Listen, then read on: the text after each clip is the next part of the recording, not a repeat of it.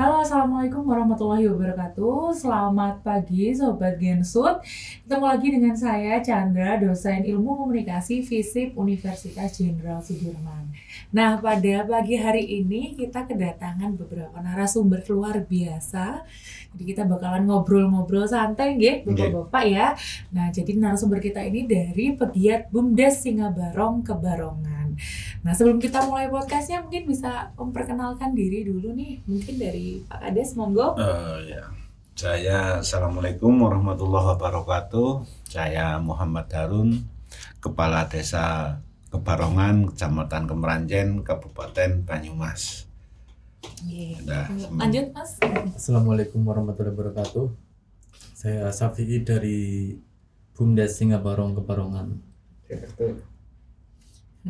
Lanjut, monggo Mas Faiz. Ya, Assalamualaikum warahmatullahi wabarakatuh. Perkenalkan, nama saya Ahmad Faiz, biasa dipanggil Faiz. Saya sebagai rakyat biasa, warga biasa, warga desa Kebarongan aja sih.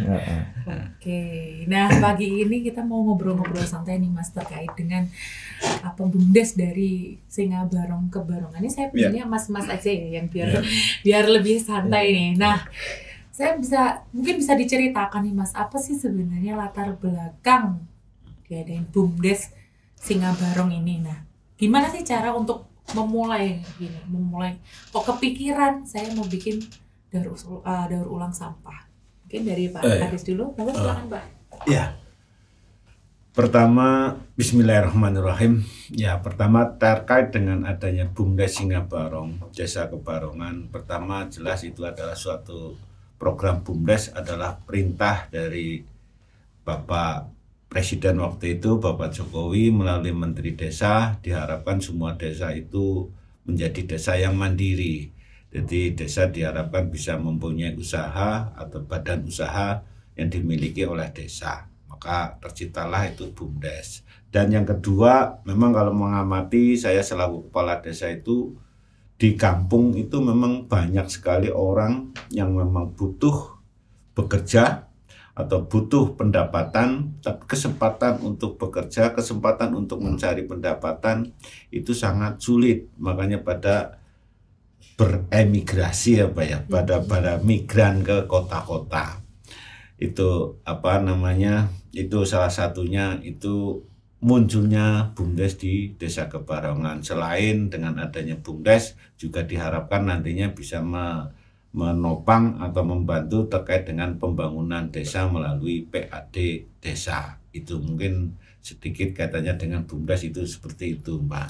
Oke, berarti memang awalnya itu kewajiban dari pemerintah ya Pak untuk mendirikan BUMDes. Mungkin kalau dari foundernya nih, Mas Faiz, kenapa sih Mas? Dulu itu direktur pertama. Nah, direktur sebagai direktur pertama nih, mungkin bisa diceritakan Mas gimana?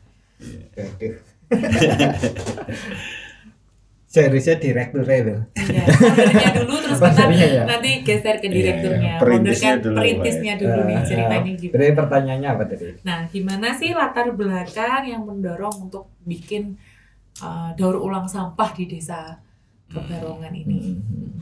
Jadi awalnya sih sebenarnya ada beberapa opsi sih Mbak. Maksudnya berdirinya BUMDes nggak langsung memutuskan langsung bergerak di bidang manufaktur atau pengolahan limbah plastik kayak gitu.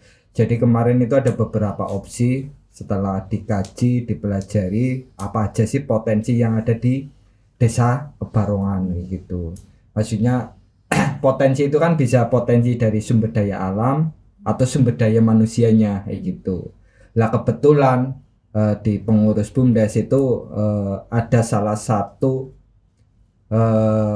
anggotanya atau pengurusnya itu yang sudah berpengalaman, itu hampir lebih mungkin 20 tahun lah bergerak di bidang manufaktur plastik atau pengolahan limbah plastik lah kayak gitu. Nah dari situlah kita coba bekerja sama minta didampingi mulai dari hulu sampai hilir lah, mulai dari pemasaran, teknisi, terus mulai dari pengadaan bahan baku gitu dari situ sih. Jadi ya apa namanya, dari sumber daya manusianya kebetulan di situ memang ada yang udah berpengalaman, jadi kita langsung bergerak di situ sih. Dan alhamdulillah di tahun pertama biasanya kan kalau usaha-usaha di tahun pertama kan balik modal itu udah bagus banget lah, tapi alhamdulillah dengan dibantunya atau didampingi sama orang yang berpengalaman dan terlibat langsung di situ, ya alhamdulillah tahun pertama itu malah untung ya Pak Lurah ya. Untung itu sih. Tapi dari beberapa berita yang saya baca ya Mas ya, itu kebanyakan kayak pegawainya, terus bahkan foundernya itu masih anak muda. Itu memang dipilih, orang-orangnya dipilih atau memang seperti apa Mas itu? Nah itu Pak Lurah yang bisa jawab karena jawab itu, saya sendiri juga ditunjuknya sama Pak Lurah gitu. Betul. Jadi kaitan dengan desa ya, BUMDes itu memang terkait dengan menjalankan atau menggunakan uang BUMDes itu kan sumbernya itu adalah dana desa. Makanya kami pemerintah desa itu sangat berhati-hati kaitan dengan penggunaan. Ketika kita melibatkan atau kita mempercayakan uang yang tidak tepat, itu ya akan mubah, banyak mungkin mubah. Nah, menurut pandangan saya itu ketika pemuda itu kan artinya belum banyak pemikirannya belum pecah. Beda kalau orang yang sudah rumah tangga, dia udah mikirnya anak, mikirnya istri kayak gitu. Tapi ketika pemuda asalkan kumpul bareng, ngobrol bareng, kadang yang penting ada kopi, biasanya itu udah seneng. Apalagi ketika kita tambahi modal untuk kegiatan usaha. Dan alhamdulillah dulu pertama Mas Faiz dan Mas Syafi'i juga waktu itu sudah mulai ngumpul-ngumpul. Betul. Jadi pertama saya kasih modal pertama 50 juta ya. 50 juta kaitan untuk pengolahan limbah plastik, sudah untung tahun pertama itu 20 juta setahun, tapi dalam kurun waktu setahun. Ya walaupun itu ya hasilnya ya mungkin tuku udut, karung tuku kopi ya rata-rata per tahun setiap harinya seperti itu. Dan alhamdulillah dengan pemuda-pemuda itu pengurus pertama hanya 3 orang. 3 orang modal 50 juta sudah jalan. Terus akhirnya tahun kedua saya menambahkan penyertaan modal, beli mesin dan nambah karyawan. Dan alhamdulillah sekarang ya sudah mandan lumayan lah, walaupun belum sesuai target saya. Target saya sih pengennya di Kebarongan itu tidak ada pengangguran. Jadi semua warga masyarakat sing gelem kerja, sing gelem usia kerja itu bisa ditampung oleh BUMDes. Tapi alhamdulillah sekarang ya sudah 25 sampai 30 orang bisa ditampung di BUMDes. Dengan pengelolanya tetap orang muda-muda, Mbak. Iya, masih muda-muda semua. Begitu. Mungkin ditambahkan Berarti benar nggih Pak, katanya Pak Soekarno bahwa kan 10 pemuda kan mengguncangkan dunia. Nah, ini mengguncangkan adalah Kebarongan. Nah, mungkin dari direkturnya nih Mas, mungkin bisa diceritakan sedikit kalau dari pandangan Mas Syafi'i terkait dengan bagaimana sih awal mulanya ini terbentuk BUMDes Kebarongan yang mendaur ulang sampah. Mas? Kalau untuk BUMDes Kebarongan mendaur ulang sampah kan saya itu jadi direktur baru tahun 2024 jadi saya meneruskan dari program terdahulu yang sudah ada. Paling saya cuma menambahi sedikit-sedikit aja. Jadi kebetulan usaha itu sudah berjalan terus bagus. Mungkin yang perlu ditambahi seperti tadi yang masalah pemasaran dan bahan baku masih jauh nyarinya, saya nyari yang lebih dekat. Terus pemasarannya juga kalau masih dulu sedikit, terus saya paling nambahin itu aja. Tapi kalau untuk prosesnya dalam mendaur ulang sampah plastik itu gimana sih Mas? Mungkin bisa diceritakan step by stepnya. Mungkin yang pertama di tahap pertama kita di pemilahan ya. Jadi sampah plastik kan jumlahnya ada berbagai macam jenis dan berbagai macam warna. Jadi itu kita pilah untuk setiap jenis dan warnanya itu berbeda-beda. Ada mungkin jenis PET, terus HD, terus PVC, PP, LD dan lain-lain. Nanti dipisahkan warnanya, ada yang warna bening, warna putih, warna merah itu sendiri-sendiri.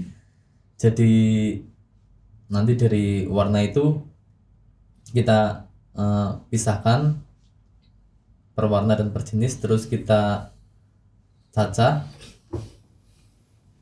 Terus setelah kita cacah, kita bersihkan dengan air yang campur sabun lah, air sabun.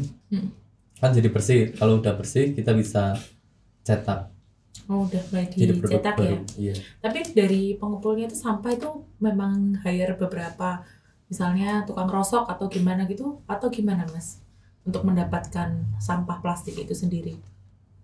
Kalau saya sih udah beli yang sudah terpilah warna dan jenisnya gitu. Jadi kita tinggal giling dan nyuci aja terus dicetak. Oh, berarti sampahnya itu sudah dalam klasifikasi tertentu ya Mas, Iya. seperti warna gitu. Kalau dari awal memang juga sudah dipilah-pilah kayak gitu atau masih belum Mas Faiz?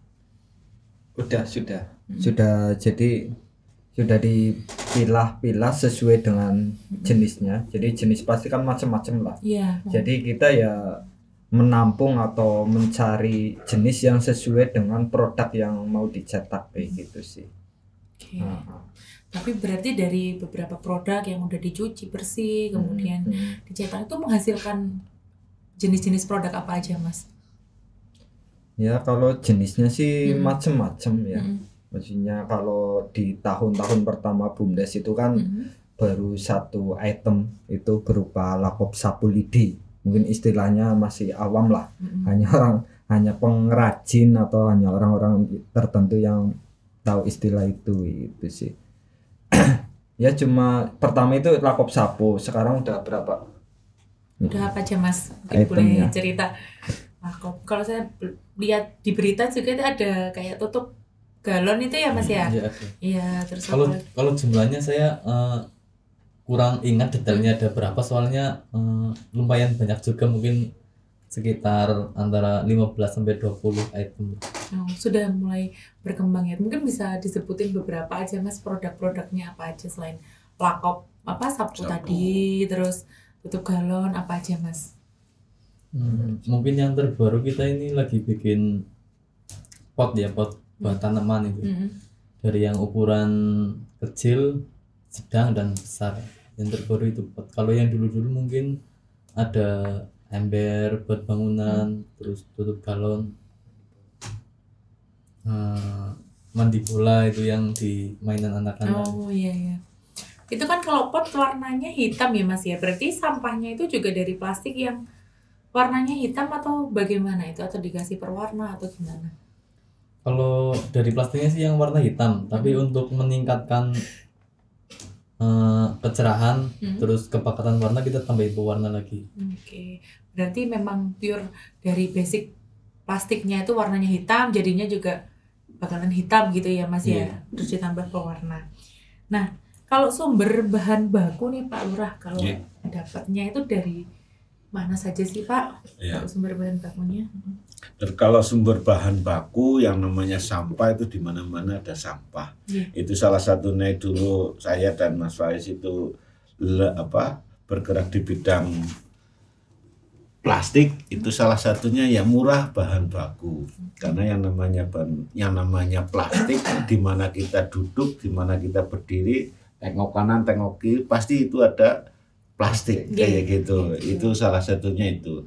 Jadi kalau kita mencari sumber bahan baku, itu kita bisa dari lapak pengepul sampah. Juga sekarang di desa saya ada beberapa desa yang sudah mendirikan bank sampah, dan itu kita tarik, kita beli melalui BUMDes kayak gitu, Mbak. Terus bagaimana sih Pak kalau cara untuk menjalin hubungan dengan misalnya pemasok sampahnya atau tukang rongsok itu, BUMDesnya itu gimana untuk misalnya Bapak setor ke kami, nah itu caranya seperti apa?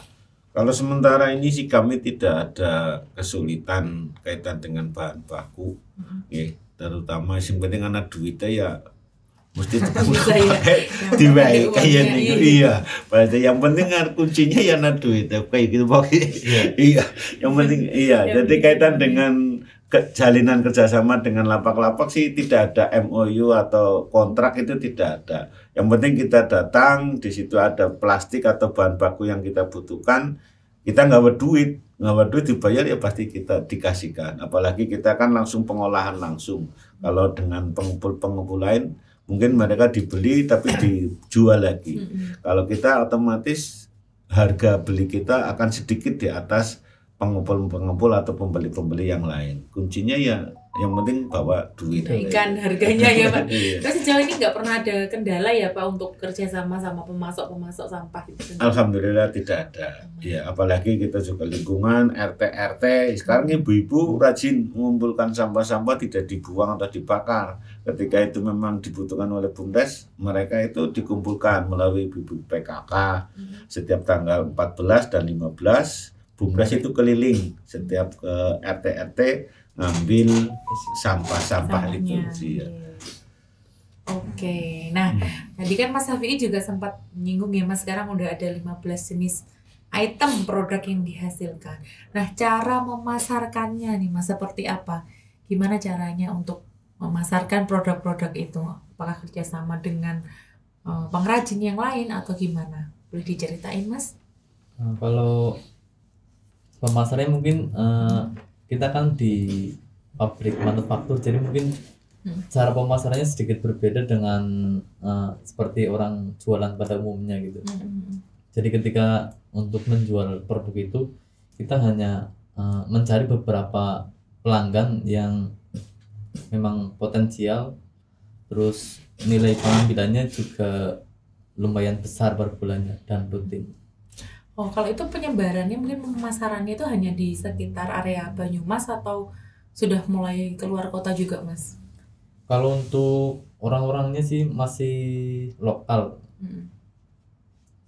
Sedangkan untuk barangnya itu kayaknya sih menyebarnya udah di Provinsi Jawa Tengah sebelah barat, terus Provinsi Jawa Barat sebelah timur itu kebanyakan pakai produk kita. Oke, berarti penyebarannya udah mulai banyak ya Mas ya sekarang ya. Tapi kalau dari Mas Faiz sendiri sebagai founder nih, di awal-awal itu pemasarannya gimana Mas? Kesulitan atau enggak? Terus daerah mana aja sih sebenarnya yang dijangkau untuk di awal penjualan itu? Kalau terkait pemasaran di awal-awal ya tetap ngalamin kendala sih. Karena di awal itu kan baru satu item. Dan setiap produk itu kan ada musimnya. Lalu ya sumama lagi walaupun sapu pas lagi sepi itu di bulan apa, terus pas lagi ramai di bulan apa. Nah kalau satu produk itu kan kadang pas lagi di bulan sepi lah, sumama kayak tahun kemarin itu Agustus atau mau akhir tahun biasanya sepi Mbak. Oh malah mau akhir tahun. Berarti seasonal ya Mas ya? Jadi stok gudangnya banyak, tapi secara cashnya atau cash flow-nya itu neracanya itu agak bermasalah di situ karena barangnya masih banyak kayak gitu sih. Jadi karena baru satu item kayak gitu sih.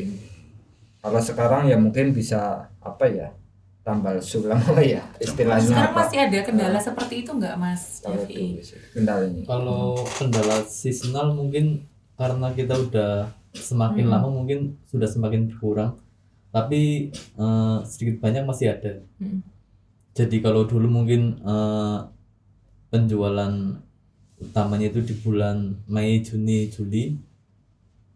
Sekarang mungkin di bulan sekitar Desember, Januari, Februari itu penjualan masih ada tapi ya sama tidak berada di puncaknya gitu. Tapi untuk kalau dulu itu di bulan tersebut itu bisa dikatakan kita produksi tapi kita nggak jual sama sekali. Kalau untuk sekarang mungkin kita produksi tapi kita bisa keluar untuk menutupi biaya operasional kita gitu. Oke. Tapi kalau kapasitasnya sendiri, kalau untuk produksi BUMDes ini sendiri berapa sih Mas kalau dibandingkan dengan permintaan pasar, apakah masih mencukupi gitu tempatnya atau produksi yang dihasilkan? Kalau untuk kapasitas pasar sih di beberapa produk kita udah ada yang cukup. Terus seperti yang sudah dimulai dari Mas Faiz dulu itu yang di apa Lakop Sapu itu udah cukup kapasitasnya. Paling yang mungkin kapasitas produksi kita yang masih kecil itu yang produk-produk baru gitu. Jadi paling kita baru masuk pasar itu mungkin sekitar 5-10%. Oke. Ada nggak sih Pak Lurah rencana untuk menambahkan kapasitas untuk di BUMDesnya itu sendiri? Pastinya ada ya, pastinya ada. Cuman kendalanya dengan mesin plastik itu yang mahal itu kan moldingnya atau cetakannya, Mbak. Padahal yang namanya BUMDes Kebarongan itu sangat tergantung sekali dengan jumlah atau variasi produksinya. Itu seperti yang dikatakan tadi, kalau Lakop Sapu mungkin kita sudah kekurangan memang kadang-kadang itu karena sudah pasarnya sudah luas karena itu produk pertama, dan untuk produk yang varian terakhir ini memang masih kurang lah, kayak ember cor, kayak pot itu juga banyak ukurannya. Bayangkan saja untuk molding, untuk membuat gelas misalkan ini dibuat dari plastik, moldingnya dibuat paling tidak itu 60 juta cetakannya aja. Tapi mesin itu kan mesinnya satu, cetakannya paling tidak memang harus banyak gitu. Jadi lah sementara BUMDes itu setiap tahun harus dituntut untuk menambah molding atau menambah cetakan untuk menambah variasi produk. Jadi ketika Lakop Sapu misalkan tadi dicontohkan, Lakop Sapu itu kan payune ketika musim terang, wong lagi rajin nyapu kayak gitu. Tapi kaitan misalkan kalau musim hujan biasanya sing laris itu pot, karena wong lagi seneng nanduri tanaman kayak gitu. Itu biasanya itu musiman kayak gitu. Kalau dari Pak Direktur sendiri nih, gimana Pak? Ada keinginan nggak untuk meningkatkan kapasitasnya? Apa tergantung dari pemerintah desanya, apa dari direkturnya bisa mengambil keputusan sendiri? Kalau untuk kapasitasnya sih saya rasa cukup lah, jumlah mesin cukup, dan mesinnya ada juga belum maksimal. Terus untuk menambah varian produk atau untuk mengejar gap antara potensi produksi dan produksi sekarang itu kan menambah cetakan. Biasanya sih kalau itu menggunakan penambahan modal dari dana desa, saya sih biasanya rasan dengan Pak Kades selaku komisaris. Tapi untuk produk-produk yang mungkin tidak menggunakan dari dana desa, saya sih nggak rasan. Kayak seperti mungkin saya cari investor yang mau titip cetakan ke BUMDes gitu, atau orang yang sudah punya produk tapi dia di tempat nyetak sebelumnya tidak pernah kebagian produksi gitu. Jadi saya nyari-nyari yang begitu paling. Oke, berarti mencari opportunity dari luar dana BUMDes ini sendiri ya Mas ya. Oke, nah ini saya mau tanya nih ke Mas Faiz selaku foundernya nih Mas. Nah di awal tadi kan Pak Lurah sempat bilang bahwa udah mendapatkan keuntungan 20 juta ya dalam setahun. Nah cara mengukur keberhasilan dari daur ulang ini seperti apa sih Mas waktu awal-awal? Mengukur daur ulang kan mendapatkan laba 20 juta nih. Nah untuk mengukur keberhasilan itu tuh dari apa cara mengukurnya Mas? Apakah penjualannya atau gimana? Ya dari laba bersih sih. Dari maksudnya artinya maksudnya di tahun-tahun pertama, kalau berdasarkan cerita atau mungkin pengalaman orang yang mendirikan usaha di tahun pertama itu bisa balik modal aja lah, nggak rugi, itu kan udah bagus banget. Tapi di tahun pertama itu ya itu yang tadi disampaikan sama Pak Kades, untung 20 juta kalau menurut saya sih udah bagus banget sih. Tapi memang ada beberapa catatan di awal-awal. Jadi di awal-awal ya hampir semua pengurus itu di tahun pertama itu nggak dapat gaji mbak. Pak Lurah tahu sendiri. Jadi memang nggak dapat gaji sama sekali kayak gitu. Dapatnya itu apa ya, dividen apa ya, yang tahunan lah itu. Tahunan itu bonus. Juga sumama 20 juta. Itu kan dibagi 5 pemupukan modal, terus dana sosial atau CSR, terus untuk pengurus pengawas itu. Nah nanti itu berapa persen lah, paling dapatnya sekitar berapa ya Pak Lurah ya, satu orang sekitar 2 juta atau 1 juta lah itu sih dalam setahun dan nggak dapat gaji gitu sih. Tapi di tahun kedua alhamdulillah sih sudah mulai ada apa ya, ada penghasilan bulanan sama penghasilan akhir tahun kayak gitu sih. Tapi teman-teman gimana Mas responnya ketika dalam 1 tahun itu tidak mendapatkan gaji, itu apa yang mereka lakukan? Apa protes atau gimana dari ya ngeluh, tetap ngeluh tapi ya mungkin itu kelebihan dari teman-teman ya, maksudnya teman-teman bukan saya. Artinya di situ mungkin motivasinya ya, maksudnya memang pengen, kalau yang dibutuhkan anak muda maksudnya itu kan butuhnya itu sebenarnya bukan uang atau apa, tapi soal kepercayaan lah itu sih. Jadi ketika sudah dikasih tanggung jawab terus bisa menyelesaikan sebuah kepercayaan itu, ya nanti mungkin yang lainnya ngikutin gitu loh, maksudnya soal keuntungan apa dan lain sebagainya gitu sih. Ya tetap ngeluh sih, maksudnya teman-teman ngeluh kayak gitu. Wah setahun kok cuma bayaran 1 juta gitu. Gampangannya nggak tuku rokok, nggak tuku kopi. Minus ya Mas ya. Tapi ya ketika BUMDes bisa sampai seperti sekarang ya sebuah kebanggaan lah. Artinya kayak sebuah karya atau apalah itu sih. Karena yang dibutuhkan itu anak muda lah di tahun apa ya, di mungkin 25 ke bawah itu bukan uang, bukan apa, pokoknya kepercayaan. Bisa nggak memegang kepercayaan itu sih. Berapa orang Mas dulu anggotanya itu? Dulu pengurusnya 3, anggotanya 2, pengawasnya 3. 5 orang ya. Okay. Ya samanya 5 lah, kurang lebih 5 juta bagi 5 berapa? Sejutaan. Ya masih lumayan ya Mas, daripada nggak sama sekali. Tapi kalau sekarang gimana Mas Syafi'i, untuk mengukur apa keberhasilannya itu masih sama dengan metode yang dulu atau sekarang udah punya upgradean terbaru?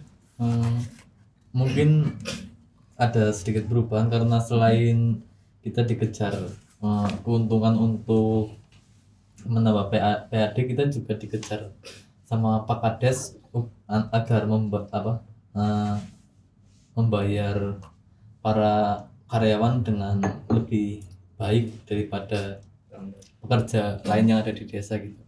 Ya alhamdulillah untuk sekarang walaupun belum semuanya tercapai, tapi ada beberapa yang sudah kayak kalau untuk pekerja juga udah dapat penghasilan yang lebih baik daripada kerja di sawah gitu loh. Kalau kerja di sawah kan paling sekarang dapatnya cuma harian biasanya. Harian antara 60 sampai 70 ribu. Terus kebetulan sekarang di BUMDes bisa membayar sekitar 75 ribuan lah per harinya. Ya, jauh lebih baik. Sekarang berapa Mas anggotanya? Jumlah karyawan itu sekitar 30 apa ya? Udah berlipat-lipat ya Pak Lurah. Iya udah 5 kali lipat daripada dulu. Nah tapi ada nggak sih Mas tantangan yang dihadapi dari Pak Kades dulu ya, tantangan yang dihadapi oleh BUMDes dalam proses daur ulang dan produksi? Boleh diceritakan awalnya sampai sekarang? Kalau tantangan ya klasik lah, tantangan ya pastinya ya pasti modal begitu Mbak. Jadi dulu tantangan pertama itu kita tidak punya tempat. Dulu kita mulai dari awalnya itu ngontrak di rumah orang, ngontrak di tempat orang yang sudah ada listrik 3 pas, karena kita melakukan usaha itu listriknya harus besar. Nah terus tahun kedua kita ada SD yang memang sudah tidak ditempati mulai tahun 2016 waktu itu tidak ditempati. Alhamdulillah kaitan dengan tempat sekarang sudah terselesaikan. Kaitan untuk saat-saat ini yaitu Mbak yang tadi saya sampaikan kaitan dengan varian produksi BUMDes. Ketika kita moldingnya atau cetakannya atau variannya itu terbatas atau sedikit, kita itu produksinya itu nanti akan menggunung. Tapi ketika varian cetakannya itu banyak, jadi ketika ini sudah cukup, kita mencari nyetak barang yang lain. Jadi itu nantinya bisa karyawan ini bisa selalu bekerja terus setiap hari. Karena ketika ini varian produksinya itu hanya sedikit, ketika ini koproduk terus, nanti barang terlalu banyak yang numpuk. Tapi harus itu memang itu tadi disampaikan itu memang banyak varian-varian produk plastik yang cetakan plastik yang belum kita cukupi. Misalkan itu kan banyak. Kalau varian barang plastik itu sebetulnya banyak, mulai dari kotak nasi nanti tekan meja pun banyak yang dari plastik sekarang. Dari kita mampu tidak membeli cetakannya, dibeli cetakannya. Begitu. Ini lagi merambah kepengen gawe paving. Itu banyak plastik-plastik yang memang banyak. Itu kan sementara ini memang plastiknya itu terbatas, hanya plastik yang bisa dimanfaatkan atau tidak. Tapi ketika kita membuat paving atau batako, semua plastik itu bisa masuk kayak gitu. Ini lagi jajal eksperimen kemarin tapi belum jadi ya Isya, belum jadi. Tapi mudah-mudahan ya, nah ini sambil jalan kita nanti bisa membuat paving atau batako yang dari plastik, termasuk bikin balok dari plastik itu juga bisa. Misalkan bikin kursi kayu tapi dibuat kayunya itu diganti dengan kursi plastik gitu yang mirip balok gitu. Dari Pak Kades tantangannya modal dan juga cetakan ya Pak. Kalau dari Mas Faiz sendiri di awal apa Mas tantangan yang paling terasa nih dalam proses mendaur ulang sampah? Kalau di awal-awal ya kompleks lah. Kompleks ya. Ya artinya karena saya backgroundnya juga bukan dari pengusaha, terus juga bergerak di bidang manufaktur plastik juga baru pertama kali.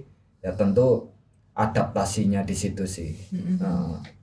Itu satu. Terus yang kedua soal ya setahu aku soal aturan sih Mbak. Nah, aturan di pemerintah. Jadi kan kadang antara maksudnya kayak BUMDes itu kan perusahaan lah. Perusahaan tapi milik pemerintah. Sedangkan kayak aturan itu susah membedakan antara lembaga pelayanan sama lembaga bisnis kayak gitu sih. Jadi kalau lembaga bisnis itu kan seharusnya kan lebih fleksibel lah. Tapi kadang ada aturan-aturan yang memang harus harus mengikuti. Kalau enggak juga beresiko juga kayak gitu sih. Mungkin itu salah satu di awal-awal kendalanya sih. Terus kayak pembukuan itu sih ya ada sedikit kendala tapi ya itu masih bisa diatasi sih. Cukup kompleks ya Mas ya berarti di awal. Kalau sekarang apa Pak tantangannya Pak Syafi'i mungkin? Kalau permasalahan sih tetap sama Mbak, dari awal berdiri sampai keberlanjutan suatu usaha, tantangannya tetap sama, antara di modal, mau usaha sekecil apapun atau sebesar apapun dia akan selalu bilang kekurangan modal. Karena semakin besar juga kebutuhannya. Terus untuk pemasaran juga dari dia saat masih kecil sampai ketika perusahaan tersebut sudah besar juga tetap mengalami masalah di pemasaran. Terus di pengadaan bahan baku dan pengadaan karyawan juga mungkin sama lah. Tapi untuk yang permasalahan yang lebih spesifik sih mungkin terkait dengan kesulitan kita untuk mengakses di kredit gitu. Jadi BUMDes kan lembaga bisnis, lembaga ekonomi yang dimiliki oleh pemerintah desa. Jadi hampir dari jumlah aset kita yang kita miliki saat ini mungkin sekitar 1,5 miliar itu 100% milik pemerintah desa gitu loh. Jadi kita nggak ada hutang ke bank, nggak ada hutang kemanapun, karena kita ketika berusaha untuk mengakses hutang itu kredit itu susah gitu. Jadi karena ketika mengakses kredit susah, jadi ketika ada rencana baru pun kita harus menunggu dana desa yang disalurkan cair. Sedangkan usaha kan kadang-kadang pergerakannya cepat gitu loh. Terus selain itu juga kalau kita minta-minta terus dari pemerintah desa, kita juga merasa nggak enak dengan warga gitu, karena pembangunan di desa juga tetap terhambat gitu. Cukup kompleks ya Pak Kades ya tantangannya ya. Oke. Nah, saya juga mau tanya nih ke Pak Kades nih, sejauh mana sih Pak kontribusinya BUMDes Singabarong ini terhadap pendapatan asli desa? Mungkin bisa dijelaskan Pak. Ya, kaitan dengan PAD yang dari BUMDes, untuk itu yang saya sampaikan tadi, memang secara grafik penghasilan BUMDes itu selalu meningkat mulai dari tahun 2020 pertama itu, di akhir tahun 2020 keuntungan BUMDes itu 20 juta. 2021 itu naik menjadi 60 juta, saya masih ingat betul. 2022 itu naik lagi menjadi 100 juta. 2023 menjadi 138 juta.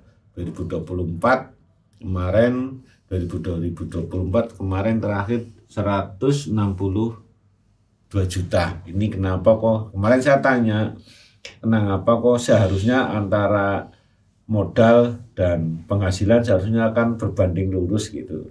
Tapi setelah saya pelajari itu tidak bisa seperti itu yang namanya BUMDes, dan itu tadi yang saya salah satunya itu kan tahun pertama modal 1 juta untuk 20 juta. Itu karena awalnya itu pengurus sama sekali tidak gajian, orang gajian, dan sekarang pengurus semuanya sih gajian lah, kayak direktur sekitar sudah 2,5 setiap bulan, dan pengurus juga sama, dan itu masalah bonus di akhir tahun sama. Kaitan dengan sekarang ya penghasilan untuk PADDC sekitar dari keuntungan itu kan 40% keuntungan BUMDes masuk ke PAD. Untuk sementara ini kemarin terakhir 168 juta, 40%-nya masuk PAD.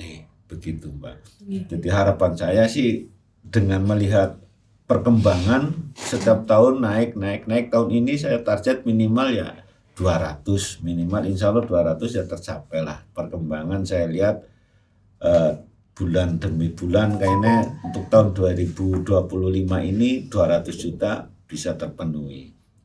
Begitu. Apalagi sekarang saya tambahkan, besok tahun 2026 sekarang kan ada program ketahanan pangan yang saya serahkan juga kepada BUMDes kaitan dengan unit usaha. Jadi sekarang unit usaha BUMDes tidak hanya sekedar produksi limbah plastik, sekarang juga sudah merambah unit usaha di sektor pangan. Jadi membuka pembelian gabah petani dan juga membuat gudang, termasuk pengolahan mulai dari oven gabah dan penggilingan padi. Iya.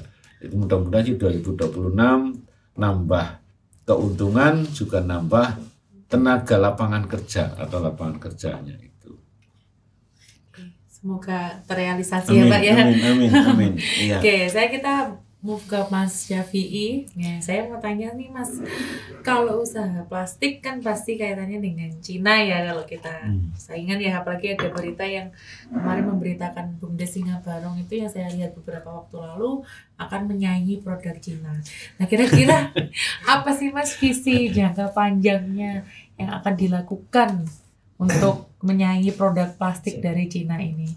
Kalau untuk menyaingi produk dari Cina mungkin saya kurang paham itu produknya apa, programnya Mas Faiz itu. Oh iya, mungkin Mas Faiz bisa bantu jawab Mas Faiz ya. Silakan Mas.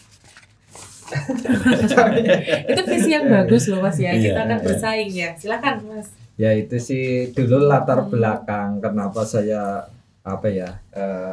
menginginkan atau mungkin berharap bisa menyaingi produk plastik dari Cina ya mungkin di usia kita ya, usia saya lah maksudnya itu di usia di usia 8 tahun atau mungkin SD, SMP itu kan banyak banget produk-produk yang dari Cina lah, kayak gitulah. Nah itu terus seiring berjalannya waktu ya mungkin di luar dugaan kok ternyata di daerah lah sekecil kayak kayak Kebarongan itu bisa membuat produk plastik gitu loh. Ya itu ternyata setelah kita pelajari itu ternyata produk-produk yang kita lihat dulu itu ketika dipraktekkan sebenarnya itu ternyata kayak gini tok gitu loh. Jadi ya ketika kita itu ya pengen ternyata kayaknya bisa deh gitu sih. Maksudnya untuk jadi ada motivasi ke situ itu. Ya dulu kan mulai dari korek, gayung, ya segala macam plastik itu kan madainya Cina gitu kan. Tapi setelah kita praktek, kita jalanin ternyata ya anu kayak gitu kok ya. Kenapa Indonesia mungkin dulu udah ada cuma kan nggak familiar kayak gitu sih. Luar biasa loh Pak Kades ini, anak mudanya ini visinya ini mau nyanyi Cina ini luar biasa ya, harus didukung penuh ya Pak ya. Tapi apa sih Mas yang buat motivasinya Mas Faiz itu mau untuk udahlah saya yang bantu untuk mendaur ulang sampah ini di Desa Kebarongan sama teman-temannya nih, mungkin apa sih motivasi utamanya kok mau untuk mendaur ulang sampah, padahal kan itu suatu hal yang dalam kutip kotor ya Mas ya, dan anak muda lagi masa kotor-kotoran kayak gitu. Nah apa sih Mas motivasi utamanya? Ya kalau motivasinya sih, kalau dulu sih saya sendiri sering berdiskusi mungkin di Purwokerto ya, ngomongin masalah limbah plastik lah, karena limbah plastik dimanapun, maksudnya limbah plastik ketika dibuang ya bakalan menjadi limbah juga gitu loh. Di satu yang kedua, kalau melihat dari sejarahnya mungkin ya, plastik itu kan hakikatnya kan dipakai bukan untuk satu kali, artinya untuk dipakai untuk berkali-kali kayak gitulah. Jadi dari situlah ya termotivasi lah teman-teman ya, pengen berkontribusi, anak muda pengen berkontribusi, ya seolah-olah pengen menyelamatkan limbah plastik Save the world. Limbah plastik menjadi produk jadi, menjadi ada nilai jualnya gitu sih. Dan kebetulan ada yang punya pengalaman di situ, terus didukung sama Pak Kades. Ya akhirnya ketika ada dukungan, ada pengalaman, terus ada ya dari anak muda, mungkin dari anak muda pengen menyelamatkan soal limbah plastiknya lah, biar ada nilainya. Terus yang dari pemerintah desa sama Pak Kades didukung dengan modalnya, terus ada orang yang berpengalaman. Nah di situ mungkin ada keyakinan lah, kalau bisa jalan kayak gitu sih. Tapi kan pasti tidak semua orang atau masyarakat itu aware ya Mas, sadar ya terhadap adanya limbah plastik dan lain sebagainya. Upaya apa sih Mas yang dilakukan untuk membantu menyadarkan masyarakat sekitar sampai akhirnya yang disampaikan Pak Kades itu bahwa ibu-ibu setiap tanggal 14 mau mengumpulkan plastik. Nah itu apa yang dilakukan oleh Mas Faiz dan teman-teman? Ya mungkin itu Pak Lurah membuat aturan itu ya. Ya apa diwajibkan atau gimana Pak Lurah? Iya, itu melalui ibu-ibu. Jadi ya kembali lagi yang namanya uang itu ya iming-iming uang, walaupun tidak seberapa, tapi ketika daripada dibuang kita kumpulkan di satu tempat, nanti diambil oleh BUMDes, pada dini dibuang sebetulnya. Tapi ketika kok lebih uli duit ketika dibuang ke sampah atau dibakar itu kan oroli apa-apa, tapi ketika dikumpulkan di satu tempat nanti diambil oleh BUMDes itu kan dapat uang atau imbalan. Iming-imingnya ya imbalan kayak gitu. Nanti sama ibu-ibu setiap minimal itu 6 bulan biasanya ibu. Kalau ibu-ibu saya itu di kampung saya sering eksplosir karena dengan uang sampah itu. Ya, bisa jalan-jalan. Jalan-jalan, nanti jalan-jalan naik sampah. Begitu. Iya. Jadi memang diarahkan ya Pak ya. Betul, diarahkan. Nah sebelum ahli untuk mendaur ulang sampah nih Mas, kan pasti sebelumnya juga nggak bisa ya. Tapi setelah mengikuti kegiatan ini, keterampilan apa sih Mas yang bisa diperoleh dari Mas Faiz dan teman-teman? Keterampilannya ya mungkin apa ya, kalau saya sendiri sih memang backgroundnya bukan bisnis ya. Maksudnya kita baru benar-benar pertama kali terjun dunia bisnis dengan skala besar lah. Maksudnya di modal pertama 50 juta, kalau dulu saya ngeliat uang 50 juta kan besar banget itu. Ya apa namanya, itu jadi motivasinya lah, maksudnya bisa apa ya tadi Pak?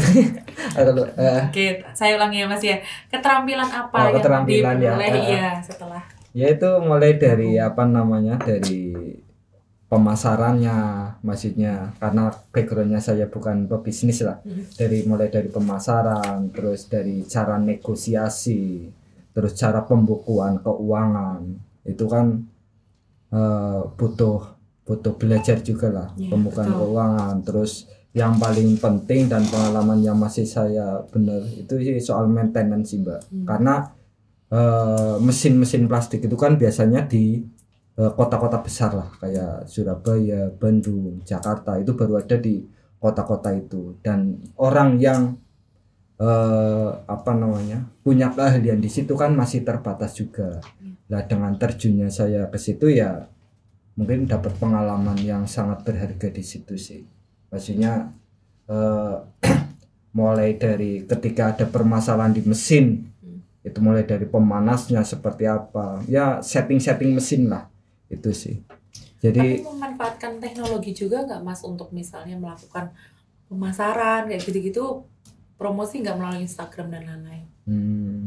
Kalau saya dulu sih di Facebook ya, di Facebook, karena pasar Facebook sama pasar mungkin toko-toko online kayak Shopee atau Tokopedia itu kan biasanya berbeda. Tapi kalau di Facebook itu rata-rata distributor besar ngumpulnya di Facebook sih. Berarti tapi kalau ya offline sama offline-nya, kalau online-nya di Facebook sih biasanya. Beda ya Mas ya, memang Facebook dengan media-media yang lain misalnya kayak Instagram gitu-gitu lebih banyak Facebook ya kalau usaha setahu aku di Facebook sih. Pengusaha ya, maksudnya ngumpulnya di situ. Iya. Orang ketika ada kebutuhan butuh sumama saya nyari biji plastik jenis ini, di-share aja langsung banyak banget yang WA, Mbak. Banyak yang WA. Berarti Facebook jauh lebih efisien ya Mas ya untuk bisnis ya. Nah, terutama di grup-grup kan ada grupnya sih.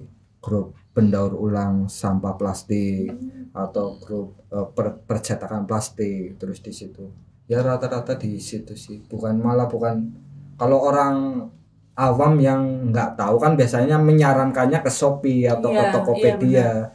Itu sih. Ya sebenarnya ada di situ, cuma lebih luasnya di Facebook sih setahu saya. Kalau di Shopee pembelinya terlalu sedikit, terus potongannya terlalu besar, itu nggak asik. Biaya admin ya Mas ya. Ya sih, sekarang memang yang lagi diprotes itu kan terkait dengan biaya admin yang ada di e-commerce. Nah ini memberatkan para pengusaha, jadi harus ambil untung berapa kan gitu. Jadi lebih mahal admin yang ada daripada laba. Pajaknya juga katanya besar banget di itu sih. Ya Facebook jauh lebih efisien ya Mas ya dalam promosi. Sampai sekarang masih digunain Mas Facebooknya? Kalau di Facebook kan cukup upload sekali, dari 5 tahun yang lalu pasti setahun sekali ada yang menghubungi seenggaknya gitu.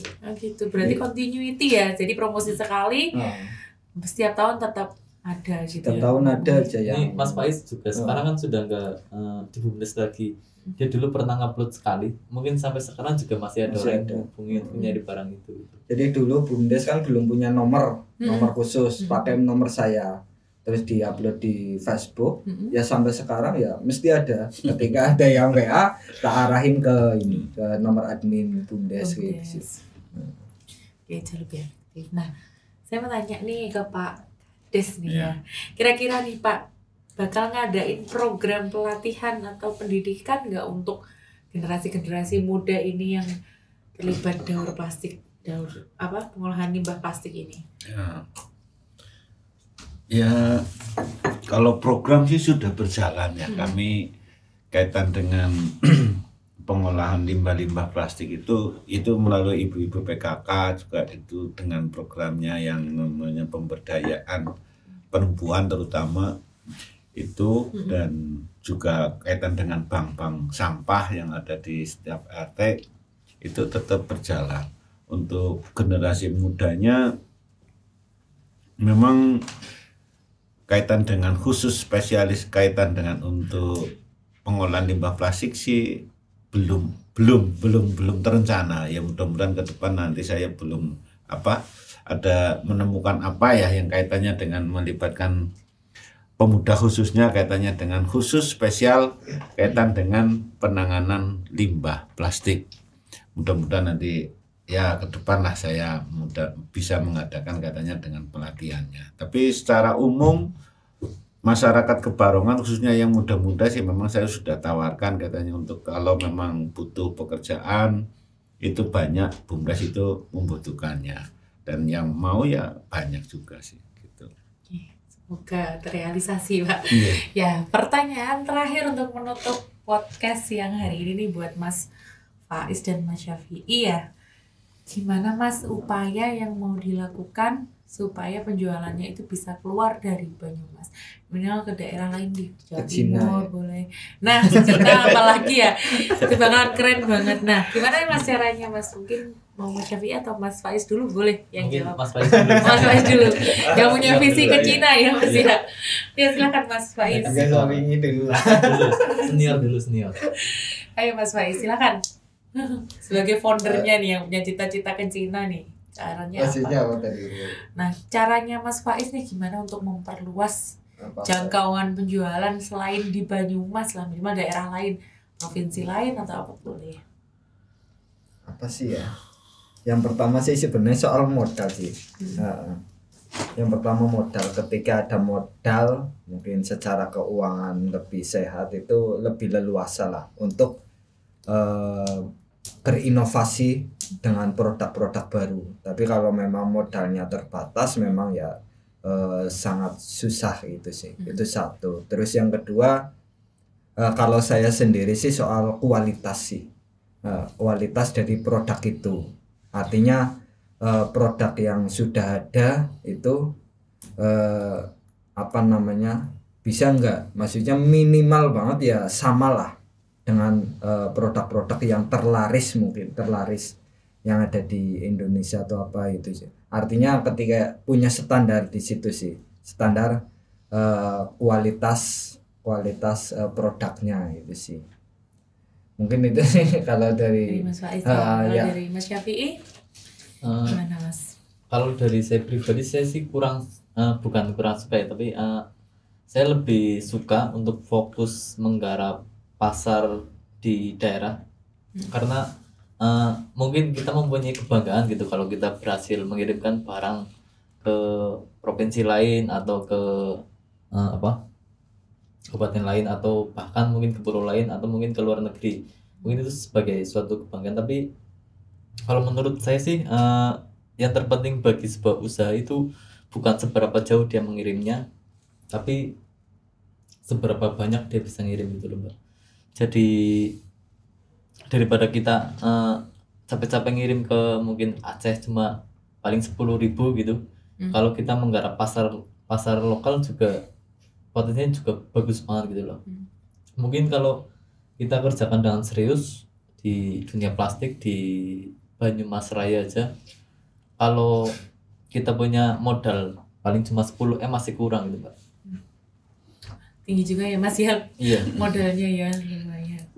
Jadi memang maunya fokus dulu ke Banyumas, kita lebihkan supply-nya, kuantitasnya juga lebih banyak daripada harus bingung ke daerah-daerah lain gitu ya Mas.